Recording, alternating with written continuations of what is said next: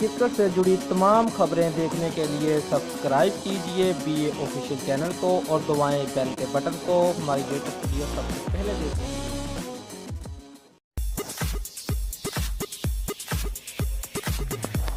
New Zealand کے خلاف one day series کے لیے 15 رکنی حتمی کھلاڑیوں کا فیصلہ ہو گیا ہے۔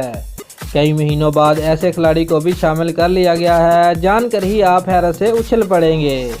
ذرا کا کہنا ہے کہ Ahmed Shahzad one day squad کے بعد T20 اسکواڈ میں بھی جگہ نہیں بنا پائیں گے، اور سلیکٹر نے نیوزی لینڈ کے خلاف T20 سیریز میں بابر اعظم سے اوپننگ کرانے کا ارادہ کر لیا ہے۔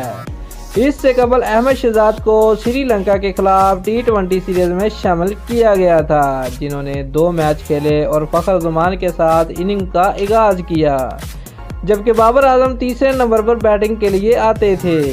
بابر اعظم پاکستان کی جانب سے مسلسل بہترین کارکردگی کا مظاہرہ کرتے آ رہے ہیں، اور یہی وجہ ہے کہ سلیکٹر نے احمد شہزاد کی غیر موجودگی میں بابر اعظم سے اوپننگ کرانے کا ارادہ کر لیا ہے، جس سے نیوزی لینڈ کے خلاف سیریز میں عملی جامہ پہنایا جائے گا۔